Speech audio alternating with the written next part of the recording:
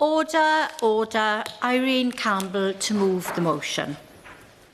I beg to move that this House has considered e-petition 707189 relating to the rules on public donations. It is a pleasure to serve under your chairship, Ms Harris.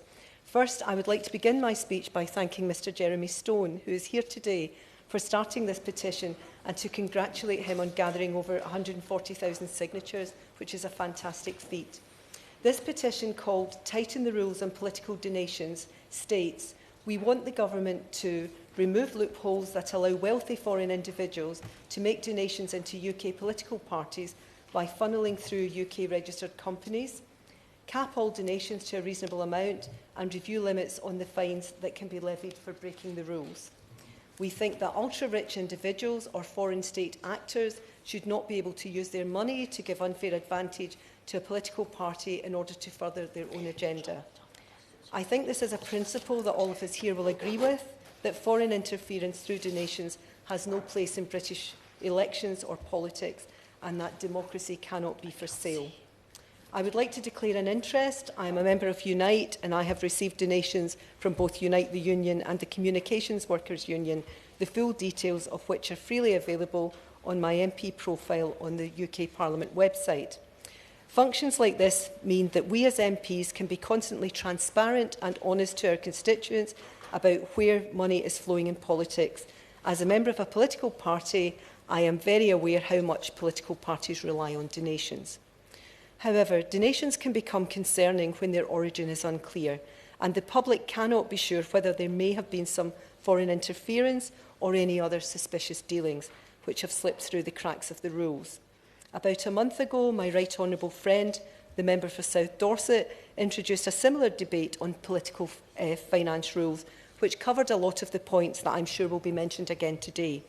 Similarly, he began by declaring his interest of being a member of a political party, a sentiment that many others here will echo. He used his speech to highlight Transparency International research on questionable sources of donations.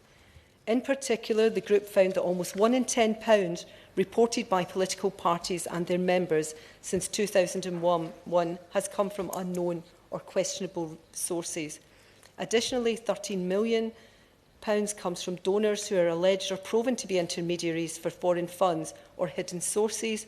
£10.9 million comes from companies who have not made sufficient profits to support the political contributions they have made, and £4.6 million comes from foreign governments, parliaments and regime-linked groups. Reported donations from private sources are growing from £30.6 million in 2001 to £85 million in 2023.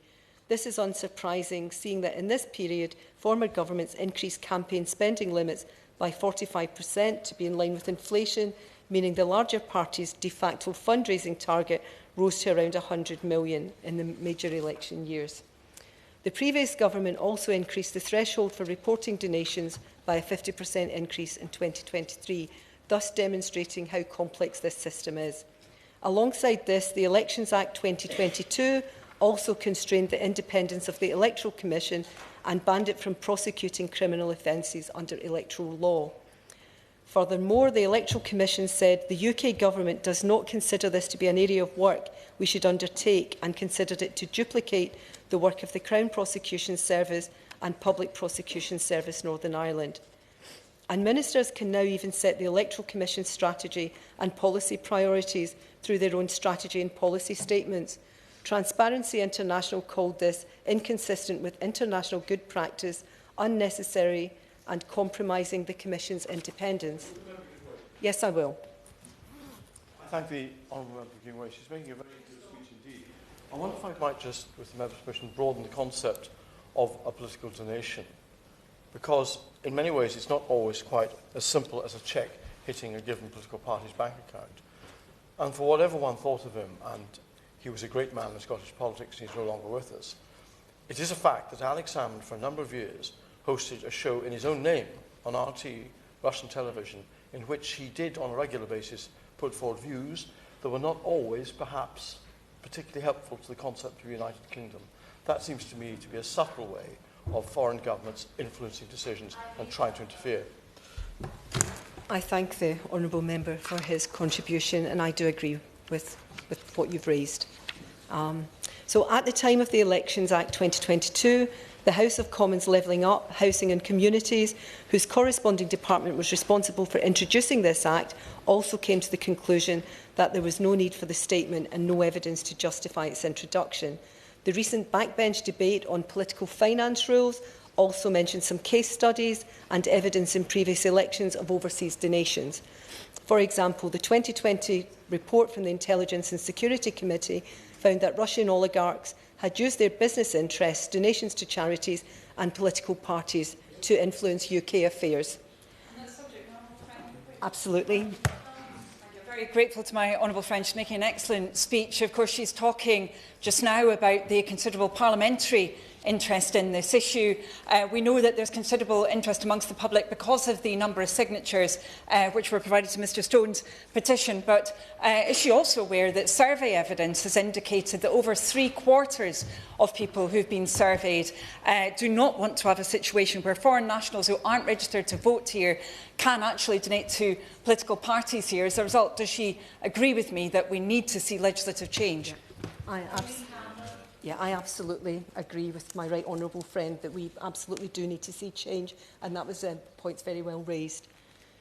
So the recent backbench debate on political finance rules also mentioned some case studies and evidence in previous elections of overseas donations. Sorry, I've just read that part, so sorry. So more recently, as people will be very much aware, Elon Musk proposed to donate a large sum to Reform UK. And while he could not make a personal donation, there are ways that he would possibly be able to get around the rules, which I shall go on to describe.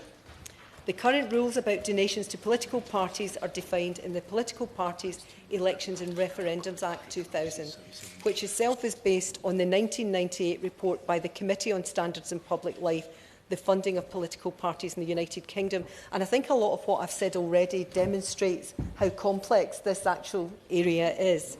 So it summarised the purpose of these rules by saying what happens here is the concern of those who live and work here, and the political parties should not be entitled to fill their coffers with donations from abroad made by persons and corporations who have no genuine stake in the country. So more recently, the electoral rules were changed in the Elections Act of 2022, which, for example, removed the 15-year limit on the right of British citizens living overseas to vote in UK parliamentary elections. And so British citizens living abroad can register on the electoral roll and donate to political parties with no time limit. So to be clear, under our current UK electoral law, foreign donations are banned as they are not a permissible source. Permissible sources are individuals in the UK electoral register, UK registered companies, trade unions, unincorporated associations and limited liability partnerships, or LLPs. It is also worth noting that under these rules, parties can accept donations or loans with no upper limit as long as they come from one of these permissible sources. Donations themselves are defined as money, goods or services given to a party without charge or on non-commercial terms with a value of over £500. It's worth noting, though, that there are additional rules around the thresholds for party headquarters and their local accounting, which I will not go into in any detail because it's not straightforward. And there are ways for foreign individuals to get around these rules. For example, a multinational corporation owned by a foreign national could legally donate to UK political parties. Additionally, unincorporated associations, which are permissible donors, do not have to conduct permissibility checks on their own donors, leading to a lack of transparency in their donations. Yes, I will. Thank the member for giving way. She made an interesting point about the role of companies in this, and she specifically referred to Reform UK. Will she join me in putting on the record that Reform UK is not a political party, as are most of us, but in fact a limited company registered at Companies House, of whom the primary shareholder is the member for Clacton, and that where necessary, any change to legislation needs to incorporate that risk factor? I thank my honourable friend for that intervention, and yes, I do fully agree with the statement that you've just made.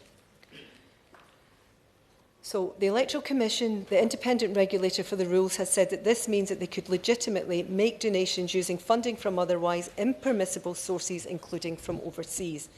There are variable monetary penalties from the Electoral Commission for breaking the rules, which are outlined in the Political Parties, Elections and Referendums Act. These can be between £250 and £20,000, depending on the severity of the breach, which is another area that this petition seeks to address. There are many electoral reform recommendations from independent bodies which address some of the concerns in this petition. In relation to fines for breaking the rules, the Committee on Standards in Public Life report for 2021 recommended reviewing the maximum fines that can be issued for breaking electoral rules, saying the maximum fine the Electoral Commission may impose should be increased to 4% of a campaign's total spend or £500,000, whichever is higher. And the Electoral Commission also supports this, as they said in 2020, that the Scottish Parliament recently raised the maximum fine to £500,000 for Scottish referendums, and we believe this would be a reasonable benchmark for the maximum fine in relation to other parts of the UK's political finance regulations. So, additionally, the Committee on Standards in Public Life recommends that political parties should introduce caps on donations, as they said that a cap of £10,000 should be placed on donations to a political party or regulated donee from any individual or organisation in any year. Obviously, that's their view. Similarly, Australia's new Electoral Reform Act has imposed caps on political donations and electoral expenditure after recent elections where a multimillionaire donated $117 million Australian dollars to a political party. So both groups have also addressed the loopholes which allow possible donations from foreign parties. In particular, the Electoral Commission said last year that parties and campaigners should only accept donations from companies that have made enough money in the UK to fund their donation. So, yes, I will give way. There was a report of the Intelligence Scrutiny Committee here in Parliament 2020 that found several members of the Russian elite who are closely linked to Vladimir Putin identified as being involved with charitable and/or political organisations UK and having donated to political parties. I think it's really important we close these loopholes so we're not at risk of Russian interference. Yeah, I agree with my right honourable friend. So, to further close loopholes that allow foreign interference, they also added that the government should legislate to ban foreign organisations or individuals from buying campaign advertising in the UK. So, as public office holders, we are all beholden to the 7 principles of public life, also known as the Nolan Principles. These include selflessness, integrity, objectivity, accountability, openness, honesty and leadership. And for us to dedicate ourselves to these principles, we must ensure there is no question about the transparency and lawfulness of the donations that we receive. Any rules regarding electoral donations must reflect and represent these principles that we hold dear. The Labour Manifesto has promised to protect democracy by strengthening the rules on donations, and in December the Prime Minister's spokesman confirmed the government is committed to strengthening the rules around donations to political parties. And he further said that regarding the commitment to reviewing the rules on political donations, there would be a relevant update in due course. In her response to the debate in March, the Minister agreed that foreign money has no place in the UK electoral system and that the current rules do not provide strong safeguards. She also made clear the crucial role that the Electoral Commission has and the possibility that their roles and responsibilities may change. There is much evidence and many policy interventions to be considered before the government's approach to electoral reform is published. However, it is imperative that now is the time for robust legislation that works.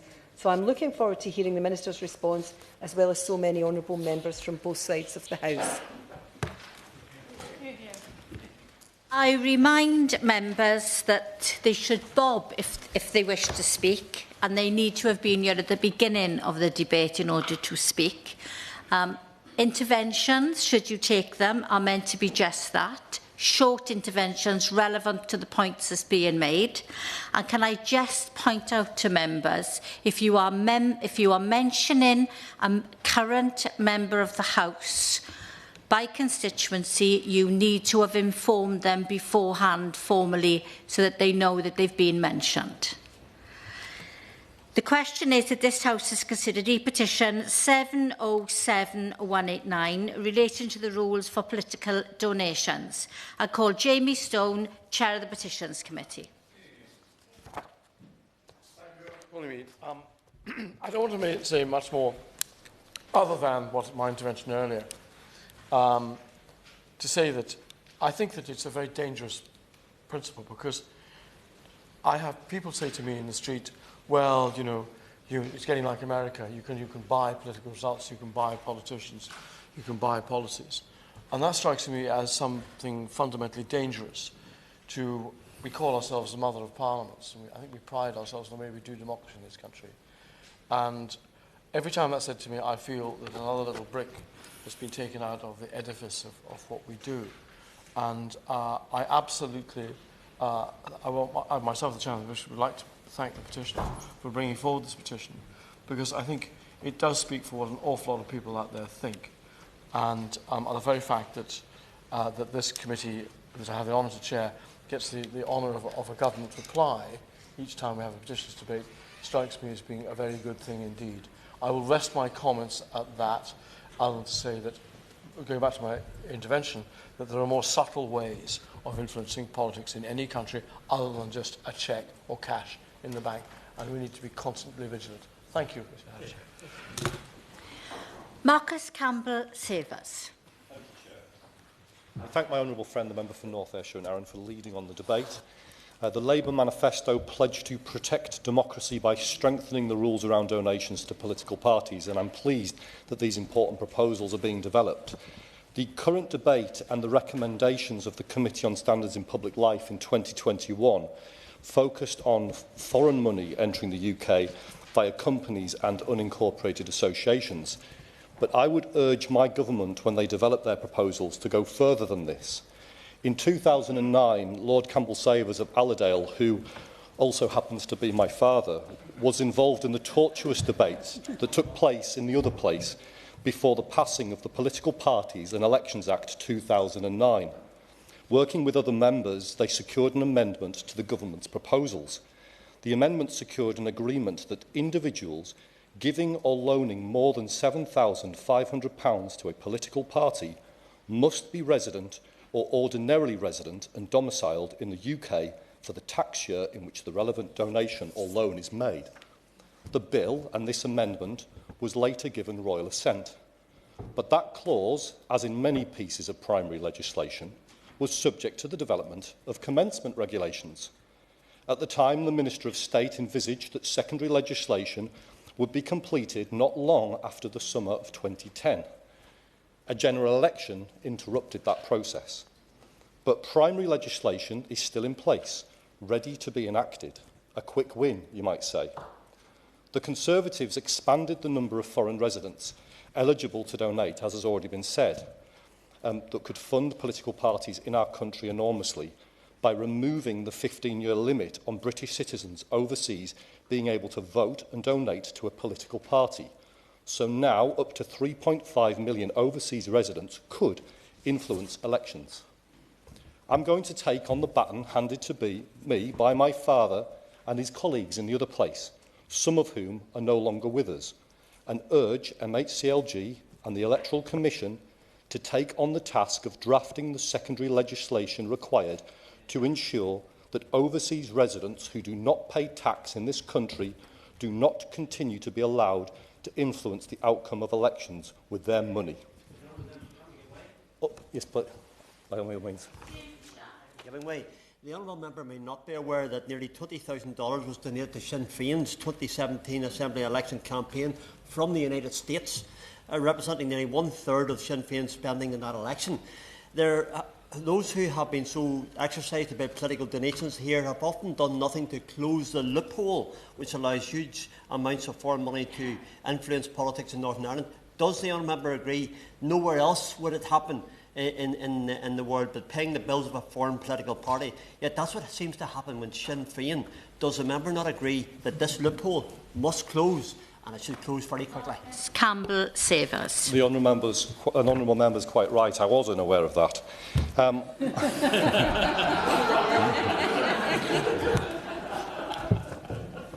Under the rules, as proposed by the amendment that was made into law, these people would still be able to vote. They could even stand for election. Arguably, this would be legitimate participation, but they would not be able to spend money to disproportionately influence the outcome of elections in a country which they do not pay tax. Who runs this place should be a matter decided by those who live and pay their way here. It is they who live with the consequences of those electoral outcomes. Thank you. Hear, hear.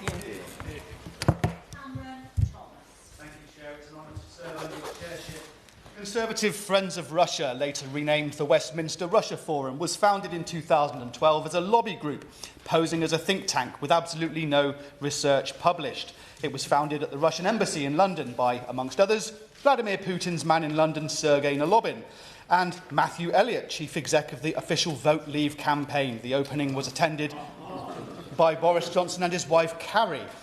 To date, the public has never had access to the group's activities or fundraising records, but through this group, Putin's regime had access to Conservative MPs, and according to one of Britain's top spies, Kremlin money changed hands to influence the Brexit campaign. We know that the member for Clacton, who I will shortly be emailing, then leader of UKIP, met with the former Russian ambassador to London, Alexander Yakovenko, which the member for Clacton initially denied. We know that Aaron Banks, who donated millions to the Leave campaign, met with the Russian ambassador at least 3 times. We know that the event's organisers for the forum were largely London-based businesses, but with interest in Russia, and that at its peak, events drew 170 attendees. We also know that the Conservative Party took millions of pounds in donations from Russian oligarchs and accepted such donations at least as recently as March 2022. After Russia's full invasion of Ukraine and several years after its occupation of the Donbass and Crimean Peninsula. The Westminster Russia Forum was disbanded shortly after the full invasion. And I consider it a matter of public interest that the full extent of this group's activities and fundraising is published unredacted. The Liberal Democrats further call for the full, unredacted release of the Russia report to pierce the veil of Russian secrecy influence in UK politics. We call for greater independence for the Intelligence and Security Committee to investigate Russian interference. The Conservative Party declined to do so, and it's easy to imagine why. No longer should the PM have control over its membership, nor the authority to prevent publication of its reports, as did Boris Johnson with the Russia report. This is both a matter of national security and of public confidence in our politics. Thank you. I think I made myself clear. If you're going to mention a member, you need to do it before you mention them, not after, to give that member an opportunity to turn up if they so wish to do so. So I would suggest you do that as a matter of urgency and apologise for not informing him before you mentioned. Emily Darlington. Here. It's a pleasure to serve under your chairwomanship.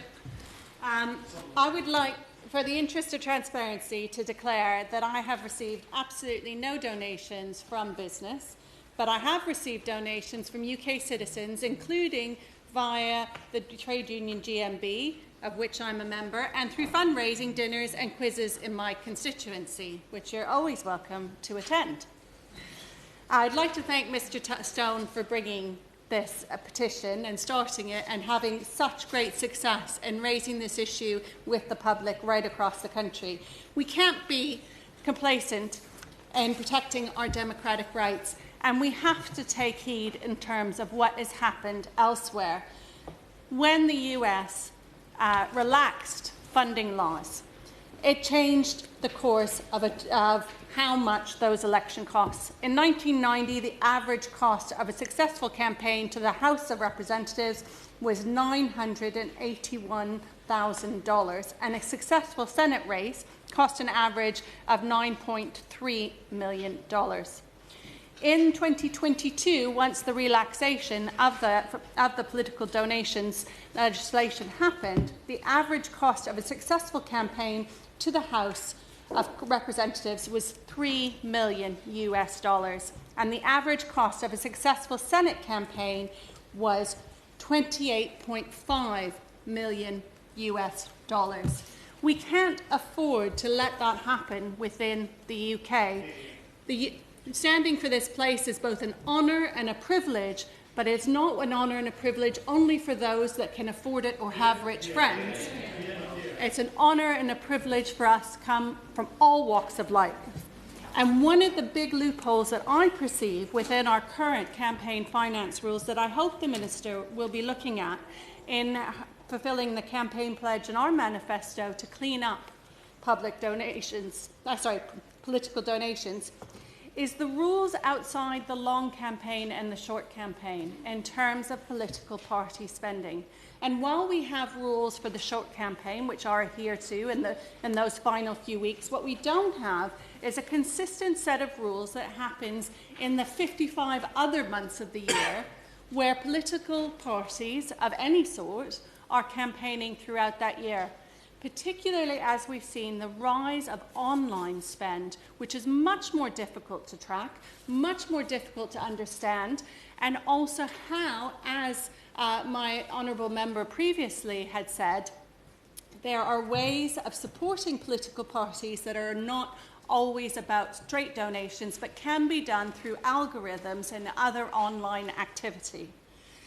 I would also like to make it clear that we've had, and I'm not going to mention any particular member, but I am going to mention the behaviour of two parties when it comes to donations that they have received. When we have people with backgrounds that are very much linked to tax havens, like billionaire property developer Nick Candy, who is one of the main fundraisers for the Reform Party. He is also a link between the Reform Party and Trump and Elon Musk. And he was very clear when he told the New York Times, we're going to have fundraisers all over the world, in every part of the world where there are British nationals, not necessarily British taxpayers. We will have fundraisers in the US and in Monaco, and we'll have huge fundraisers in the UAE, where we have an expat community who are unhappy with the amount of regulation and tax in the UK. To be clear, he is the UK Treasurer for the Reform Party. We need to close that loophole where, as my honourable friend said earlier, where if you are not a UK taxpayer, you should not be funding a political party in order to create your outcomes around regulation and tax. There are other examples I could point to, and I'm sure many will, but I also wanted to just... Yes? I'm sure my honourable friend knows the Carlton Club, which is a private and unincorporated association with close links to the Conservative Party. They received over £200,000 of donations from companies run by wealthy Swiss, German and Russian nationals. Over the same period, the Carlton Club since 2020 has donated £212,000 to the Conservative Party. Do we not need to remove this ability, utilising unincorporated associations to wash money that would otherwise not be able to be donated? That is a very good foray into my last point, and I should have sat down when he was speaking, and I apologise, Madam Chairwoman. That was wrong of me. But what I would say is you're absolutely right.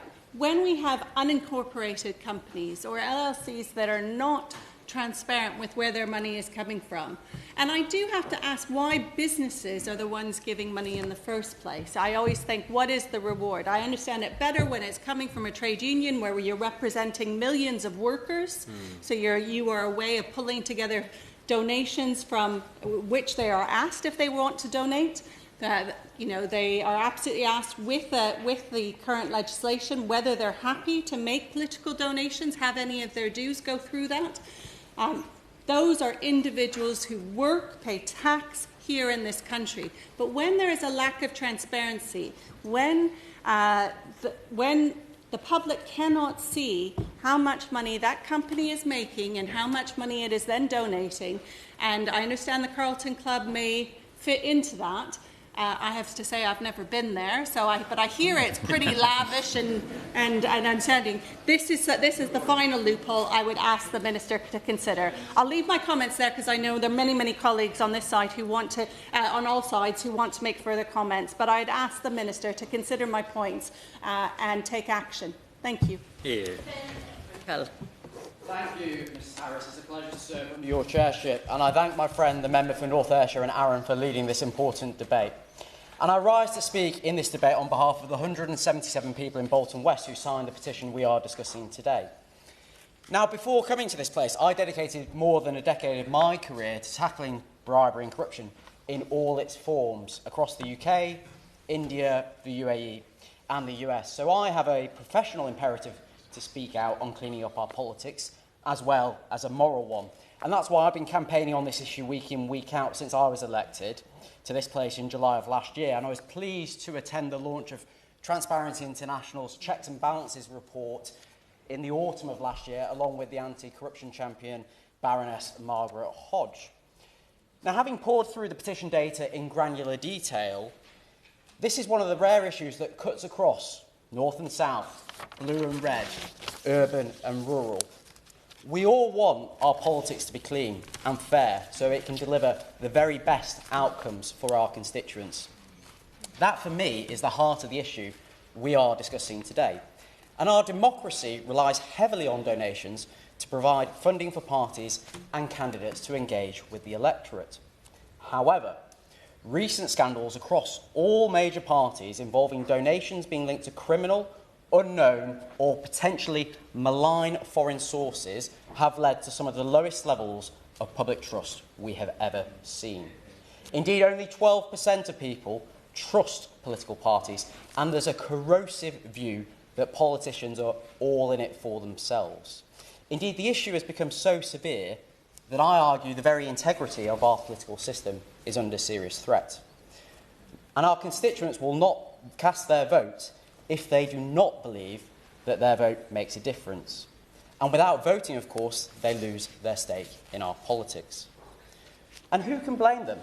For far too long, successive governments have failed to act on political finance reform, leaving our system vulnerable to exploitation by those who seek to subvert our much-cherished democracy. Now, I recently had the pleasure of meeting the Electoral Commission. They have warned that significant loopholes in our political finance laws allow money of unknown origin and potentially foreign influence to infiltrate British politics. Independent scrutiny bodies, including the Parliamentary Intelligence and Security Committee and the Committee on Standards and Public Life, have repeatedly warned about the risks posed by opaque political donations. So that's why we desperately need what I hope will be a forthcoming elections bill. And in her response, may I urge the Minister to provide a clear timeline for that piece of legislation. We desperately need to close loopholes, empower regulators and protect our democratic institutions from foreign influence. Yes, I will do. Following his line of thought will mean that Northern Ireland needs to be part of that new legislative ruling that he's looking for, and does he agree that we must all be subject to the same rules in this great United Kingdom of Great Britain and Northern Ireland? I thank the honourable member for his contribution. I agree that we do need to move across the entirety of the United Kingdom to clean up our politics. Time waits for no person, and so we must act now. And with that in mind, I would like to propose 5 key reforms I would gently ask the Minister to consider. First, and most importantly, the campaigning organisation Spotlight on Corruption has called for Know Your Donor checks, which would legally require political parties to conduct thorough checks on the source of donations. If a donor's origins cannot be verified, that donation should be rejected outright. And as a former compliance professional for more than a decade myself, I know that such checks can be proportionate and risk-based, avoiding excessive administrative burdens. This approach aligns with anti-money laundering practices already established in the private sector and mirrors existing requirements in the charity sector as well. So if charities must conduct due diligence on their donors, why should political parties be exempt? Second, I would like to ask the Minister whether she has considered reducing the donation reporting thresholds to bring more donations into light. Coupled with the Know Your Donor checks, I think this will improve scrutiny and also put off lower value donations from dubious sources. Third, the glaring loophole around shell companies. Under current rules, companies that have never turned a profit in the UK can still donate to political parties. This is an obvious weakness for potential foreign influence, and I've yet to hear a convincing argument as to why this is permitted. The solution here is simple. The government should mandate that a UK-registered company can only donate from the UK profits it makes. To me, that seems a principle we can all get behind and which would go a long way to protecting our much-cherished democracy. Fourth, and we've already heard it today, the role of unincorporated associations, which provide a potential trap door for dark money entering our politics. Currently, candidates are not required to verify the ultimate source of donations received through these associations, thus effectively creating opaque slush funds. Forcing unincorporated associations to conduct better checks on the sources of the original donations would very quickly put an end to this risk. And fifth, despite the current political financing laws being riddled with loopholes, they're not even enforced properly. The Tories neutered the Electoral Commission and stripped it of its independence in the Elections Act in 2022. So what better way to return politics to service than by equipping the Commission to hold all parties, including my own, to account? We could start by increasing its capacity for deterrence, by putting up its fining powers. And in this era of plutocrat donors, the current paltry fines the Electoral Commission can impose are hardly going to put wrongdoers off. As I understand it, enhancements to the regime there would not even require primary legislation. This is an existential issue for our politics. It's not about one person, one party, one donor, or even one jurisdiction. And Transparency International UK has found that between 2001 and 2024, nearly £115 million in political donations came from unknown or questionable sources. 1 in every £10 donated to political parties has an unclear origin. Reflect on that for a moment. 1 in 10. That's simply unacceptable. Now, the early signs are positive, and I would like to thank the Minister for her engagement with myself and colleagues on this matter already. It demonstrates, I believe, that the government understands why today's debate is crucial. But failing to act sends a dangerous message that British democracy is for sale. We cannot and we must not allow that to happen. Yarrow Ali. Thank you very much, Ms Harrison. It's a pleasure to serve under your chairship.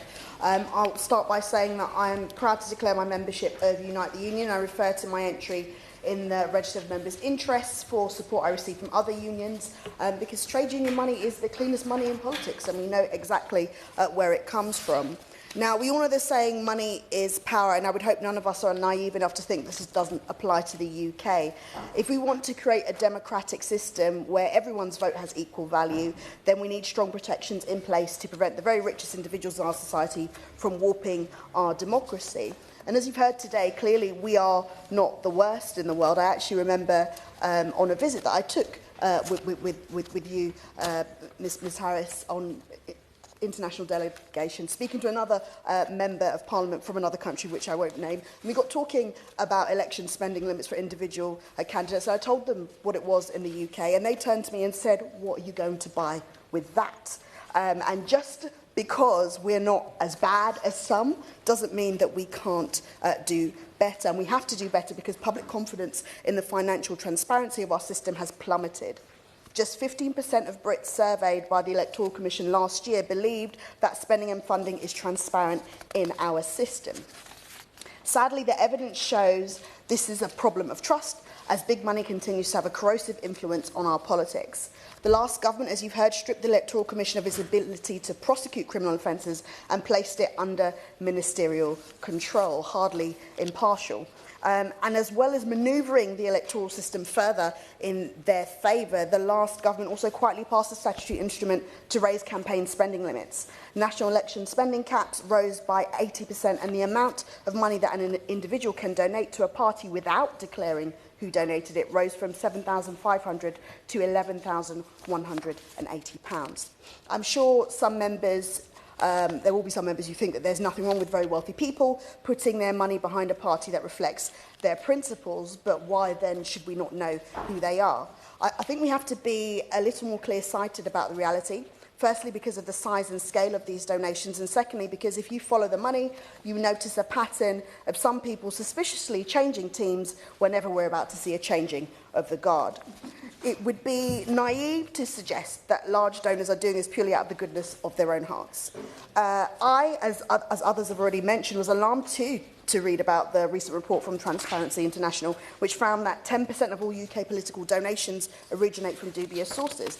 This is because it suited the last government to allow front companies set up for the sole purpose of laundering money. I was unsurprised to read that 2/3 of this dark money went to the Conservative Party. And whilst I'm pleased that my own party in government has introduced the Foreign Influence Registration Scheme, I was concerned of reports that we may have not moved further on plans to ban any foreign political donations. This shouldn't be a left or right issue. It just has to be based on the idea that every vote is worth the same. And it goes without saying that people like the owner of the social media website that I will only ever call Twitter, who is not even registered to vote in the UK, doesn't own companies incorporated in the UK, and who invariably avoids paying his full share of tax in the UK, should not be free to throw money at our politics. But here we are. The wealthiest man in the world could conceivably shower huge sums on any party that will help him advance his divide and rule politics designed to protect his vast wealth. This exemplifies why we need to get big money out of our politics and protect it from the undue influence of the super rich.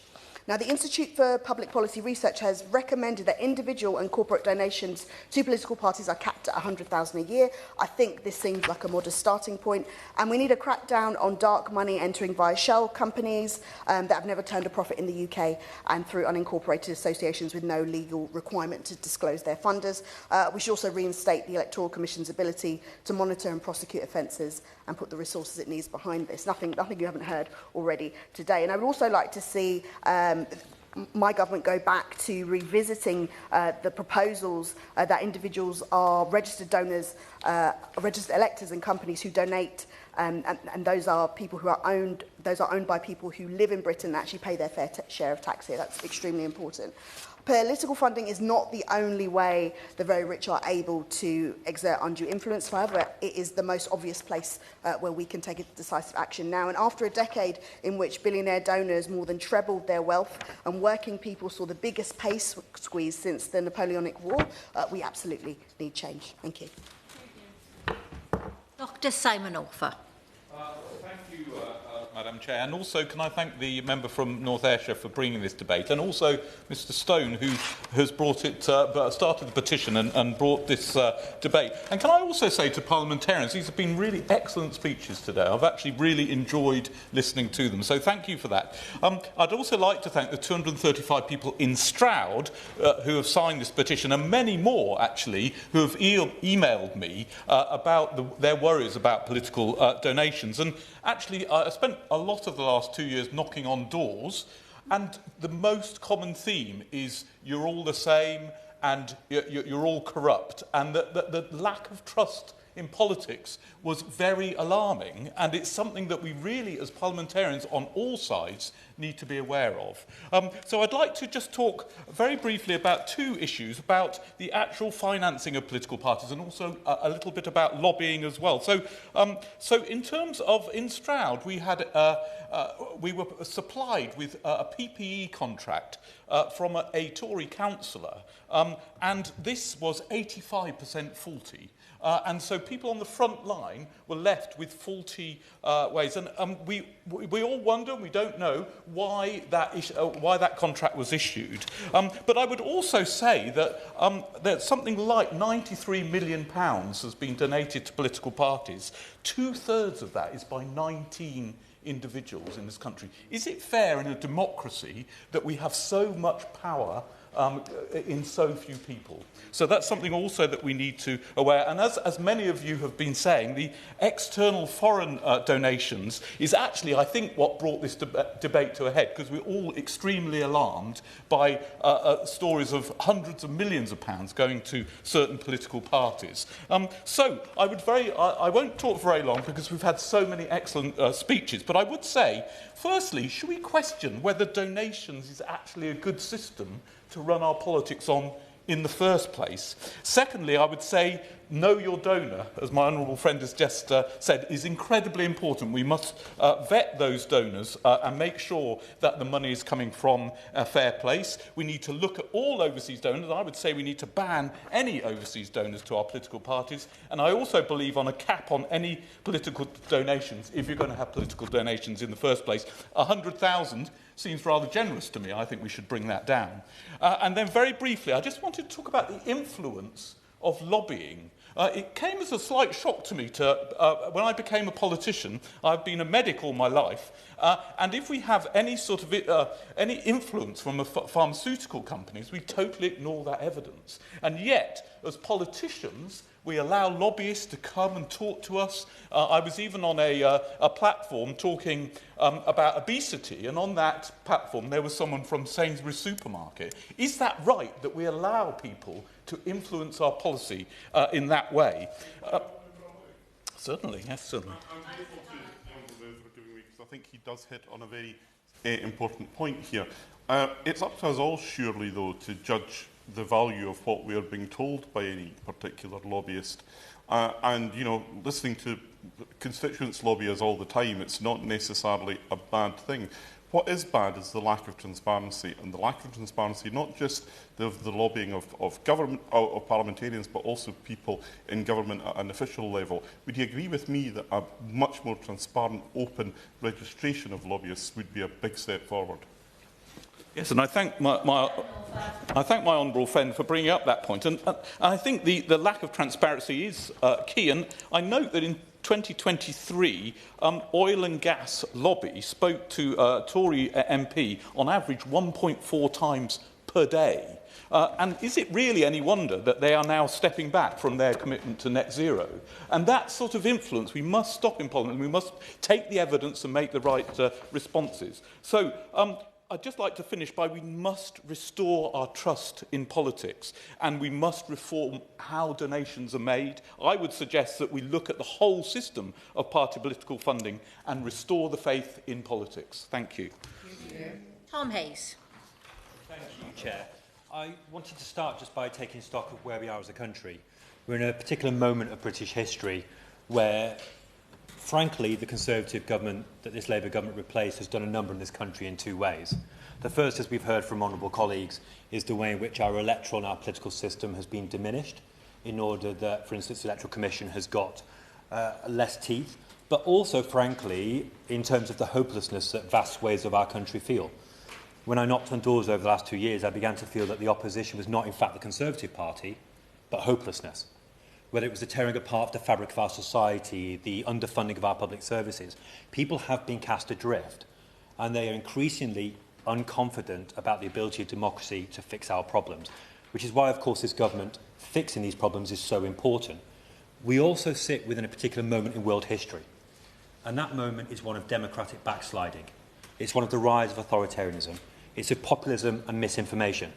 So if we as a country do not fix our rules around political donations, we don't fix our electoral and political system, we as a leading Western democracy are not going to be able to contribute to the survival of democracy in this world moment, at a time when we see it under such significant challenge. So we have to get it right for our own people, but we have to get it right too for the democracies of the world. And I think it's important, therefore, that the government was elected on a manifesto commitment to protect democracy by strengthening the rules on donations. I think it's important that the Prime Minister has said that he wishes to protect democracy from the threat of interference. And I think it's right that the government is saying that we need to move further and faster to protect our elections and our national security against foreign interference. That means shoring up, and it means shielding the integrity of our democracy and our institutions, which has been made vulnerable to foreign actors by some of the changes that we heard about from the previous government. And I think we also need to reflect on the fact that we're seeing in this world moment a particular join, a particular intersection.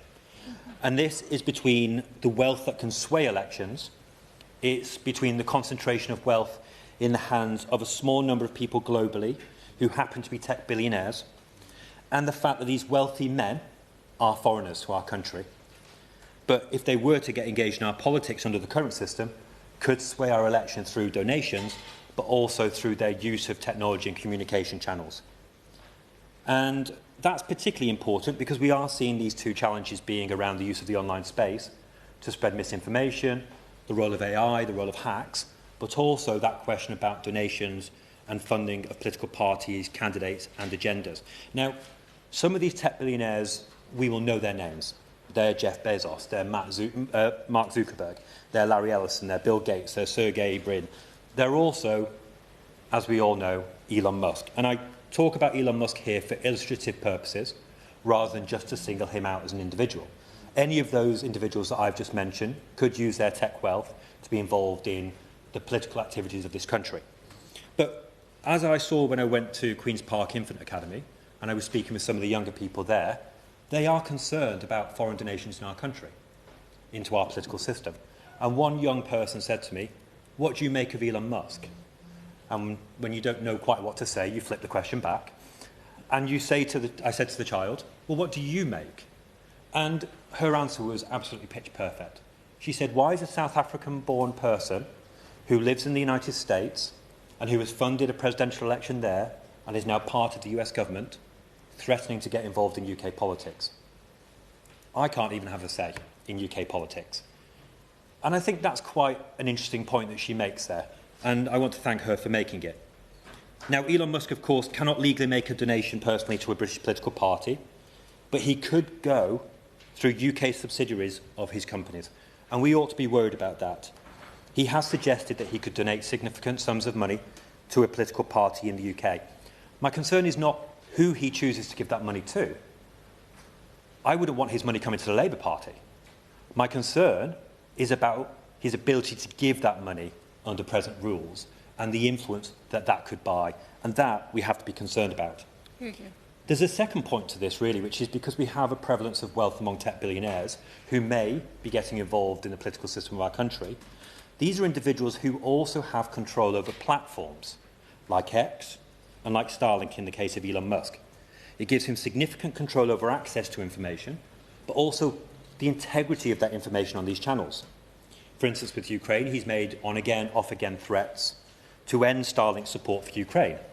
With X, we know that he's removed content moderation, and as a consequence, we've seen that site become a den, a haven for misinformation and populist rhetoric. So I think we need to think here not just about donations and who donates, but also what power they have in the ability to influence agendas through their control over tech and social media channels. And this isn't just dangerous within a democracy, but as I was saying earlier, it's dangerous on a world stage. Elon Musk might be talking about funding one political party in the UK. He could, of course, fund parties around the world if their electoral laws allow. It's not just about his particular view of one particular party in this country. It's about his view of particular agendas. And here I will mention his endorsement of AfD in Germany. So how do we go about toughening up the rules? I believe there are three things that we can do. The first is to close the loopholes and ensure that when companies make their profits in the UK for 2 years, they are able to make donations, but no other time. And also to introduce a requirement for political parties to know their donor and identify the true source of donor funds. Secondly, I think we need to have a tough deterrent for those who break the rules, because frankly, if Elon Musk were to become actively involved in financing UK political parties, and he were to breach election law, the maximum fine that the Electoral Commission could levy is £20,000. To a man who is worth £263 billion, I don't think he's going to be very concerned about £20,000. And then I think the third thing that we need to be looking at is closing a loophole in our donation system that allows donations from shell companies that have never even made a profit in the UK. Often companies who have chosen to be in shell companies because they don't want to contribute tax towards our welfare system to fund the schools and the hospitals that many of our voters depend upon. And when asked what are their main priorities, they say the improvement of. So I want to close with your permission, Chair, by saying that we need to be strengthening democracy by the strengthening of our rules around donations. We need to be really conscious of the threat to democracy in our UK and around the world from the concentration of wealth in tech billionaires who often have narrow agendas. And we need to be especially conscious of the capacity of those billionaires not just to fund our politics, but also distort it through the communication channels that they have. Thank you, Ms Harris. It's a pleasure to serve under your chairship. Firstly, I draw attention to the entry in my register of interest regarding donations to my election campaign and through my local Labour Party. Often with debates like this, we look at our political system and there's a preoccupation with the form of democratic system. Debates about our voting system or whether we should have a second chamber. Important as they are, they can often dominate the discourse.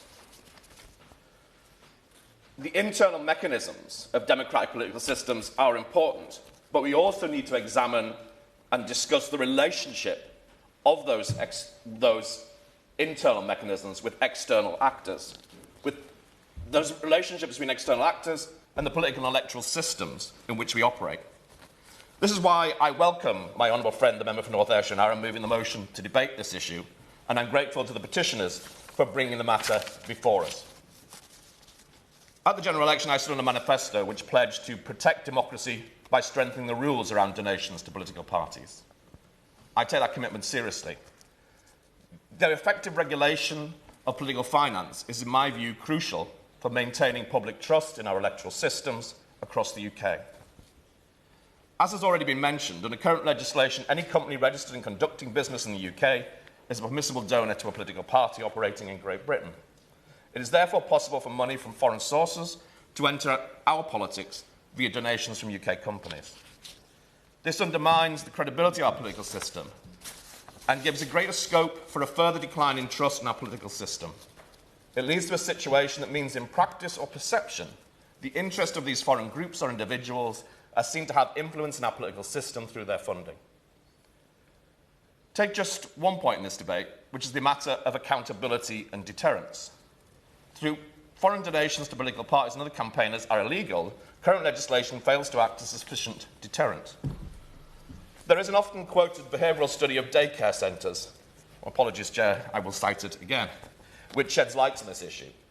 In the study, parents who arrived late to pick up their children were fined. But instead of in reducing lateness, the number of late pickups actually increased. Understandably, the parents began treating the fine as a fee for extra childcare, seeing it as an acceptable trade-off rather than a punishment. We face a similar risk in our political donation system. Under current rules, the electoral system can issue fines of up to £20,000 for breaches. However, for a political party that can spend millions of pounds on a campaign, this amount may be seen as a small price to pay for breaking the rules. It becomes less of a deterrent and more like an operational cost, just as the daycare fine became the cost of convenience. If we are serious about protecting the integrity of our electoral system, we must ensure that penalties are strong enough to truly deter illegal behaviour, not just seen as a fee to be factored into campaign budgets. As mentioned by the Honourable Member for North Ayrshire and Arran, the Committee on Public and Standards in Public Life agrees and suggests that maximum fine should be 4% of a campaign's total spend or £500,000, whichever is higher. Without sharper teeth in our regulations, we risk allowing those with deeper pockets to buy an unfair advantage, undermining the very principles of democracy. I therefore support the Government's intention to strengthen the rules around donations to political parties to protect our democracy and uphold the integrity of elections. I understand that they will be published in due course, but I urge the Government to do it as quickly as possible. While the current rules remain in place, the potential for abuse remains evident. The Electoral Commission stated in January this year that it would use its expertise and experience regulating the political finance regime to help ensure any changes are workable and evidence-based. Any proposals to change the rules around donation should be properly scrutinised and debated before becoming law. Chair, to conclude, I look forward to this debate continuing when said changes in electoral law are put before the House. To maintain public trust in our electoral system, these rules must be strengthened. It is upon all of us in this place to increase engagement of people with the political process. But in order to develop that engagement, promote transparency, we need to build trust. One way we can build that trust is to take action on rules around political donations. I now call Liberal Democrat spokesperson Manuela Porteguela. Thank you, Ms. Harris. It's a pleasure to serve under your chairship, and I also want to refer the House to my register of interest. Thank you to the Honourable Member for North Ayrshire and Arran for opening this debate, and thank you to the petitioners for bringing to Parliament this important petition warning of the corrosion of trust between elected politicians and voters, and warning of the vulnerability of our political finance system. I was proud to bring forward a 10-minute rule bill on political donations last month, and I'm pleased that members from across the House are continuing to shine a light on this important issue. I hope today's debate has further encouraged the government to take political finance reform seriously and give it the priority it deserves. Today's debate has made one thing very clear. There is growing agreement across this House that our system of political donations is in urgent need of reform. We must act to restore public trust in our democracy, and that means protecting it from undue influence, whether foreign or domestic. For too long, our political finance rules have lagged behind the reality of modern campaigning. The result? A system that concentrates too much power in too few hands, while many voters feel increasingly unheard. Politics should be for everyone, not just the super rich. The Liberal Democrats would introduce a cap on political donations and close the loopholes that continue to allow foreign money into our system. Because our current rules leave the door dangerously open to influence from sources that don't always reflect the values or the interest of the British people, as my honourable friend for Caithness, Sutherland and Easter Ross has rightly observed. We believe every voice should count equally. That's the only way we can ensure that it's the people of this country, not billionaires, not oligarchs, not corporate lobbyists, who decide our future at the ballot box. And we have heard very good points from the honourable member for Stroud and my honourable friend for Orkney-Shetland about the lack of transparency in lobbying. Trust in politics is faltering. A recent poll showed that more than 2/3 of the British public support a cap on political donations. The case for change is clear, and the public knows it. It's time the government caught up. Under the current rules, there is still no limit on how much a single person or company can donate. And despite years of warnings, loopholes in our political finance laws remain wide open. These weaknesses have allowed foreign actors to funnel money into our politics through opaque networks and UK registered companies. Successive governments have failed to act. Now, this new government has a real opportunity to deliver meaningful political finance reform, to safeguard our democracy, and I look forward to hearing from the Minister on what steps will be taken to ensure fairness and transparency. Public participation in politics is worryingly low, and why wouldn't it be when so many people feel their voices don't count, that decisions are made in private boardrooms, not public debates? As public servants, we have a duty to change that, and we can start by strengthening the integrity of our political system. But this isn't just a question of fairness, it's a question of national security, as my honourable friend for Tewkesbury has explained. The malign Russian influence on one of the most important referendums in British history must be investigated as a matter of urgency. Our current rules leave our democracy exposed, whether through digital interference, shell companies, or strategic donations. Hostile actors have found ways to reach into our democratic process. As we heard, we've seen worrying headlines about foreign billionaires expressing interest in bankrolling political parties. And under our current rules, we are worryingly powerless to stop it, even when that money could distort public debate and undermine faith in our institutions. Britain has long taken pride in being a beacon of democracy, but pride alone is not enough. We need meaningful action from this government to protect what we value. Our political finance system is riddled with loopholes, and these are not minor technicalities. These are gaping vulnerabilities that can be and have been exploited. If we're serious about protecting our democracy, we must introduce a fair and proportionate cap on political donations, and we must close the blatant loopholes which allow foreign money to flow unrestricted into our politics. These are not radical ideas. These are overdue reforms backed by a broad public consensus. In conclusion, Madam Chair, Our politics must serve the British people, not the privileged few. Every citizen deserves an equal voice, and protecting our democracy from undue influence is the test of our commitment to that principle. Let's act now. Let's introduce fair caps, close the loopholes, and give our constituents the confidence that their votes matter just as much as anyone else's. Because if we want to restore faith in our democracy, we must show that it truly belongs to the people. Thank you. Shadow Minister David Simmons. Thank you very much indeed, Ms Harris. This is the second time in a few weeks that we've debated this issue, and I'm aware that we are likely to be interrupted very shortly for multiple votes, but I'll do my best to make some progress in responding to the many and varied points that have been made.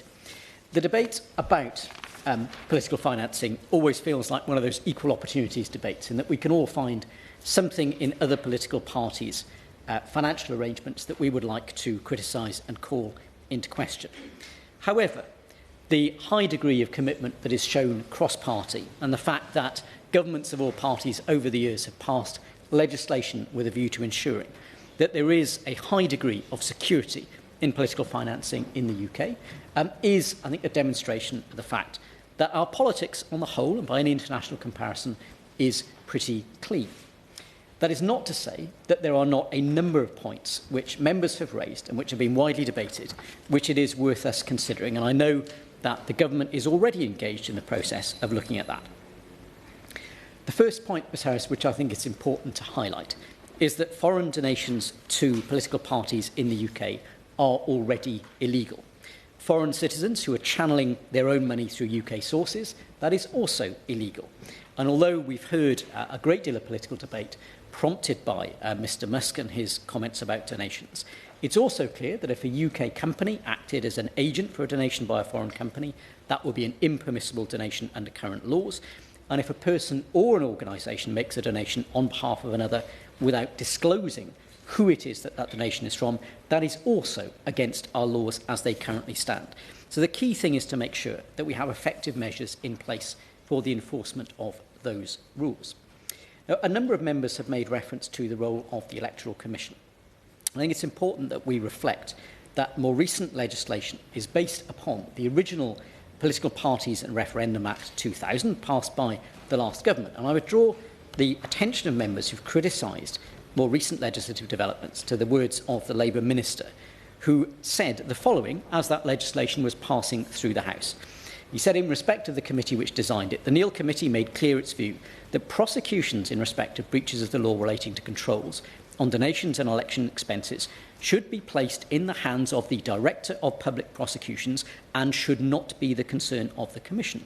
The Commission does not have that power. The Commission will be an enforcement authority, but not a prosecuting authority. Now, it's clear there'd been some drift over time, whereby there was a lack of clarity as to who was responsible. And in particular, given the very significant civil penalties which can be levied by the Commission, it was clear that there was a requirement for absolute clarity, that prosecutions for breaches of the law were a matter for the police and the Crown Prosecution Service, given that any objection to those would likely end in a judicial review anyway. And that is something which I think all members should welcome in terms of bringing clarity to the process. So I have, Ms Harris, a few brief questions which I would like to put to the Minister, and they will reflect what we debated previously on the floor of the House. Firstly, it is very clear that, contrary to the points that have been made, a number of points, taxation has never been a basis for suffrage in the UK, and we have a number of situations which have been clarified in recent case law. Students, for example, are exempt from paying council tax, but nonetheless have a vote in local elections where they reside. There are expats from the UK who have paid no taxes for a long period of time, but who have the right to vote. Others who pay significant UK taxes on investments, pensions and other assets held in the UK who have not had a vote. So it is important to recognise that those who pay taxes in the UK do still have a significant connection to this country, but it is not the only basis on which people may exercise that vote. So the last government in the previous Parliament made a commitment during the passage of the National Security Bill to enhance powers so that regulators, law enforcement and security services could share information with political parties. Now, that was designed in part to help avoiding a repeat of the situation where the Labour Party found itself taking £700,000 from Chinese spies. I'd like to ask the Minister, will she commit to ensuring that those commitments are delivered on so that our political parties can access that information where risks are identified? Secondly, will the Minister close the loophole that was created by the Welsh Labour government and the SNP Scottish government, which allows, for the first time, Russians, Chinese, Iranian citizens who are resident in Wales and Scotland to donate to UK-wide political parties and political campaigns, when those donations would otherwise be banned? I'd like to ask the Minister, will she tell us why China is not to be included in the enhanced tier of the foreign interest registration scheme? Now, I appreciate the government is seeking to enhance relationships with China. However, it does create a significant risk around foreign interference. I'd like to ask the Minister, will she say on the record, as she did in the House previously, that she accepts that UK politicians are low risk, that we know that although there are significant rules around the politically exposed persons agenda, which has had a significant impact cross-party on the ability of parliamentarians and their families to access financial services, that nonetheless that is not something which has materialised in any significant risk. And then finally, I'd like to ask the Minister, will she commit to ensure that there is the fullest possible consultation with all political parties and wider stakeholders on any plans for changes to political finance law? We know that it's been a long-standing precedent that when governments of any party seek to change political finance law, that they engage with the widest possible group of stakeholders. However, thus far, there's not been any discussions with the Parliamentary Parties Panel, no formal consultations with parties, or on Privy Council terms as to what those electoral changes may be. And it would be helpful for the Minister to confirm from a dispatch box, will she undertake that that will happen as it always has in the past. And finally, I think to address the concerns that many have set out, it is clear there is some need to reflect not just on the influence that political financial donations have, but as a number of members have highlighted, the impact of benefits in kind. For example, technology companies seeking to use algorithms hosted, based, written outside of the UK to nonetheless influence where the eyes of UK residents and voters fall when it comes to engaging with the political system. Now, I think we know that that is something which creates a significant risk which needs to be addressed. And I'll conclude by saying thanks to the member for North Ayrshire and Arran for hosting this debate, and Ms Harris, a pleasure once again to serve under your chairmanship. Minister Ali. Thank you, Mrs Harris. It's a pleasure to serve under your chairmanship. I want to start off by thanking my honourable friend, the member for North Ayrshire and Arran, for opening this debate, and also to extend my congratulations to Jeremy Stone for securing the petition and the large number of signatories who supported this petition. And it's great to see so many colleagues join this Westminster Hall debate, building on the previous debate we had on the floor of the House. We've heard many passionate and principled speeches today on a matter that should rightly concern all of us. They illustrate a shared desire to protect our democracy from those who would seek to disrupt it, and they help to illuminate our path forward on this vital agenda.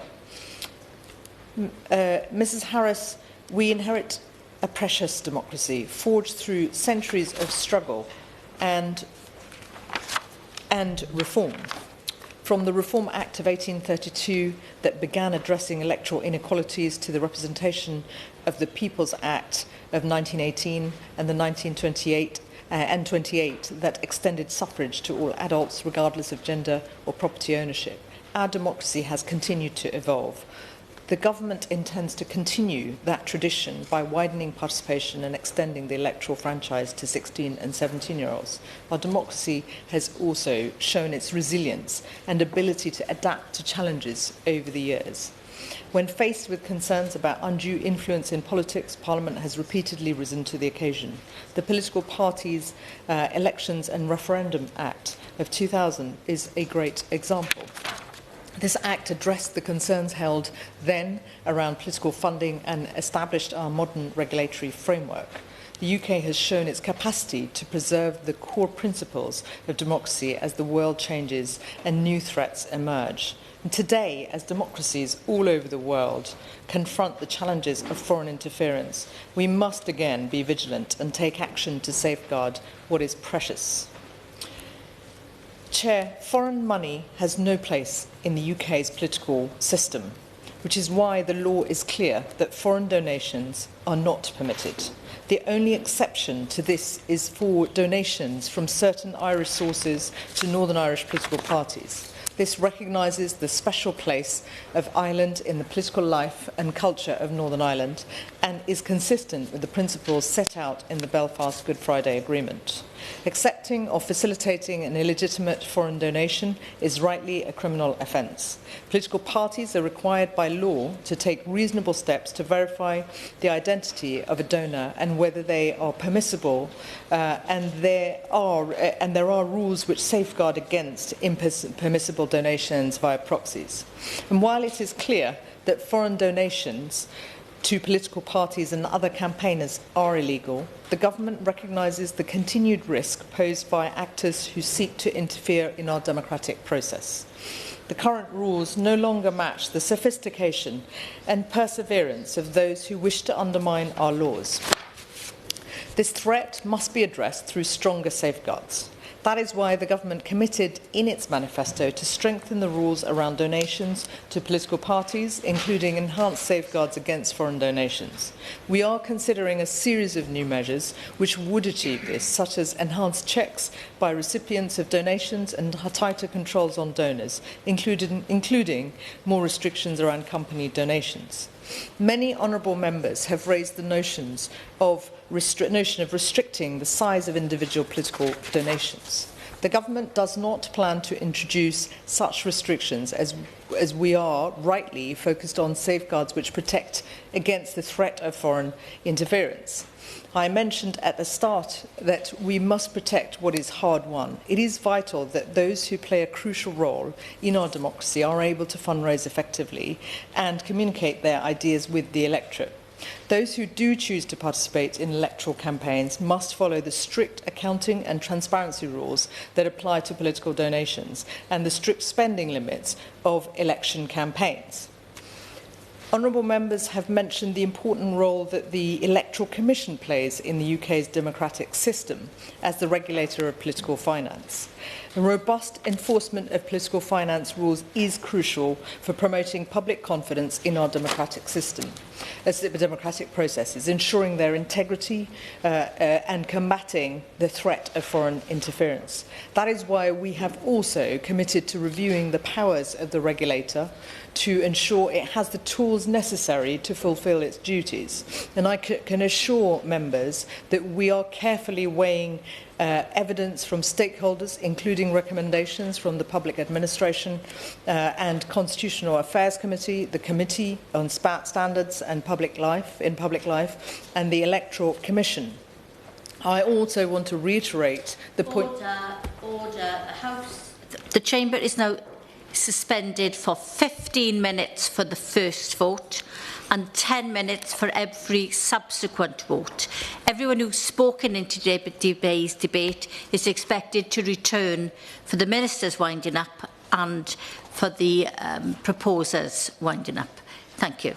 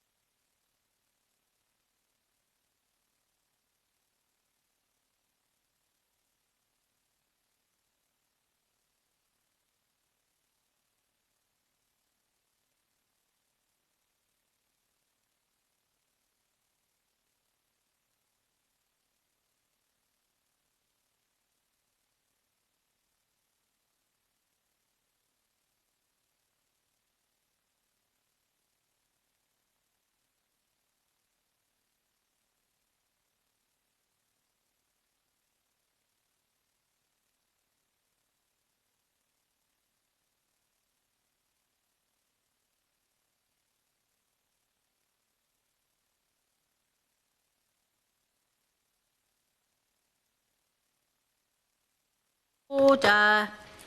The sitting is now resumed and we will continue with the Minister. Minister. Thank you.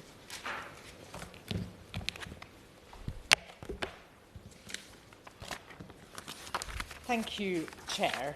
I wanted to sum up some of the contributions that colleagues made, and I'm particularly grateful to the speeches made by, of course, the honourable my honourable friend who opened the debate and the points she raised in her speech.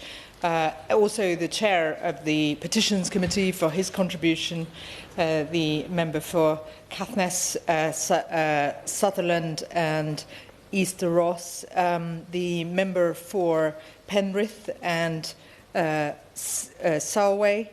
I want to thank the honourable member for Tewkesbury for his contribution, as well as other honourable members. I hope I'm not missing colleagues out. The member for Bolton West for his contribution, as well as other honourable members. Some excellent contributions were made about some of the issues, outstanding issues that we need to address as a Parliament, as a government. My honourable friend, the member for Clapham and Brixton, the honourable member for Stroud, as well as the honourable member for Bournemouth East and Glasgow North, and of course the front bench spokespersons in their response.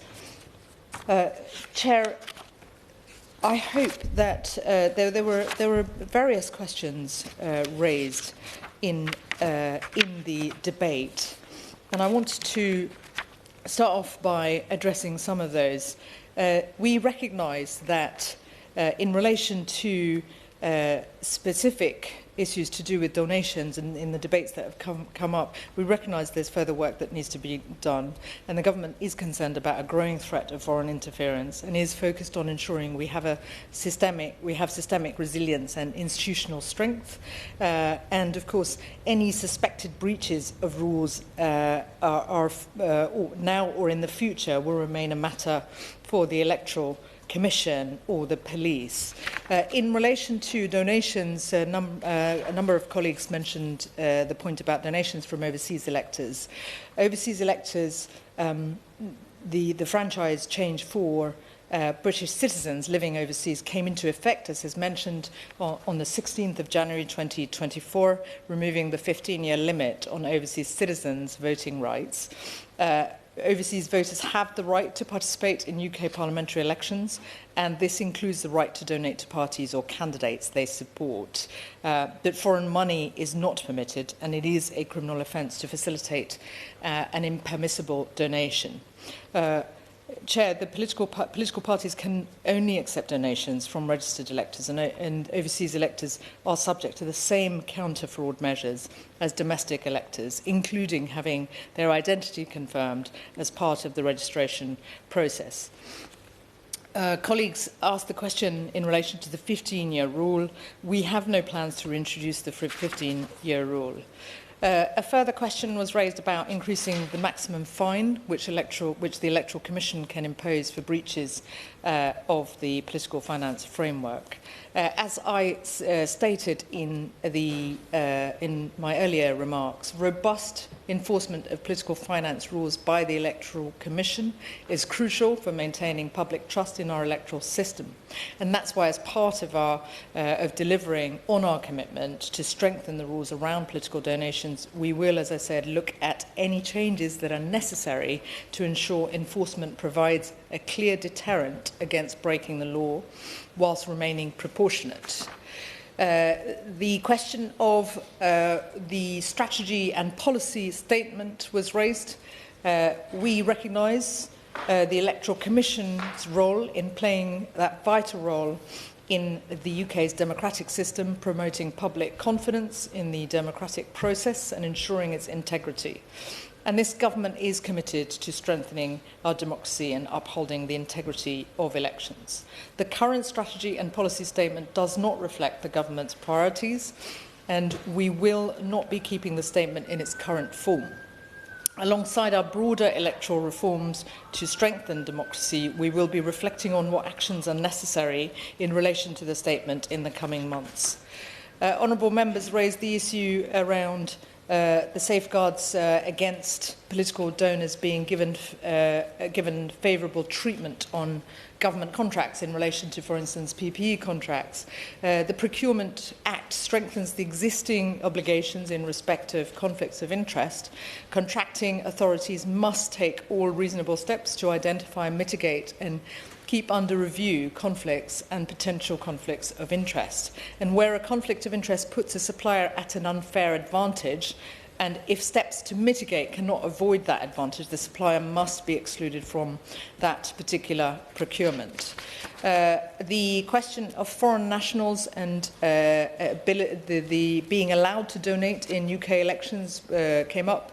The electoral law ensures that only those with legitimate ties to the UK can donate. That includes people of varying nationalities who are established in the UK and are legitimately entitled to vote at certain elections, such as resident Commonwealth citizens. We are not proposing to renege that principle. Instead, we are focusing our efforts on the real risk of foreign interference coming from external actors with no such legitimate links.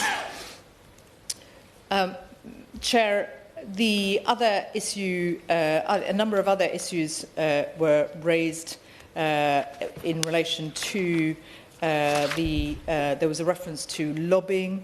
The Lobbying Act of 2014 ensures there is transparency around meetings between ministers and external groups. When it comes to foreign influence, there are additional controls being implemented through the Foreign Influence Registration Scheme, which will require those being directed by a foreign power to carry out or arrange for others to carry out political influence activities to register with the scheme. If there are other issues, I look forward to continuing discussions with colleagues, and I'm happy to follow up in writing if there are outstanding issues I haven't been able to address. I'll give way to my honourable friend. Friend for giving way. We were elected in the Labour Party on a manifesto which committed to giving 16 and 17-year-olds the vote, and earlier the Minister referred to this in her statement. Can she confirm that we will be giving 16 and 17-year-olds to vote and perhaps set out a timetable roughly for when that might happen? I thank my honourable friend for the question. We have already set out in Parliament our plans, and before the summer recess we will be setting out a strategy in relation to what we intend to do, including, of course, legislation. I give way to the honourable member. Here that the government will be giving 16 and 17-year-olds the right to vote. Could you tell me if the government intends to appropriately educate 16 and 17-year-olds the right to vote? Thank you.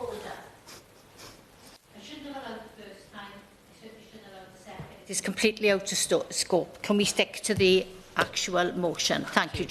Thank you. The honourable members have raised a number of issues. That particular point is, of course, important, and I have addressed it in other debates in Parliament. And I look forward to working with colleagues across parties on the subject matter we are debating today, as well as, of course, the broader democracy agenda.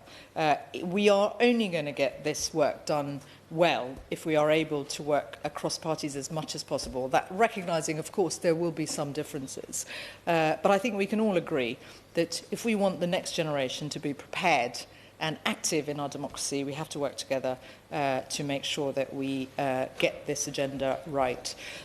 Chair, in conclusion, I want to reiterate my commitment to working with colleagues on this very important agenda. The work to protect our democracy is a cross-cutting and UK-wide effort that extends beyond political finance regulation. Working with the intelligence agencies, the devolved governments, police and external partners, we remain vigilant against the full spectrum of threats, from cyber vulnerabilities to the spread of mis- and disinformation. Before the summer recess, we will publish a comprehensive document outlining the government's approach to electoral reform for this Parliament. Once again, I want to thank honourable members across the House for their contributions to this important debate. I believe we all want a robust, vibrant and representative democracy, and that means taking the necessary steps to ensure we safeguard ourselves against foreign interference and uphold the integrity of our elections. Thank you. Campbell to wind up. Thank you, Ms Harris. It has been an honour to open and close this debate. Democracy should not be distorted by money from unclear and illegal sources, and foreign donations can lead to foreign interference. There are serious changes to be considered so that public confidence can once again be raised when it comes to the transparency of political parties, and I'm encouraged by the response on your progress, or on her progress with this. I would like to again thank Jeremy Stone, who started the petition and gathered over 140,000 signatures. His hard work has ensured that this conversation continues in Parliament and given the attention it deserves.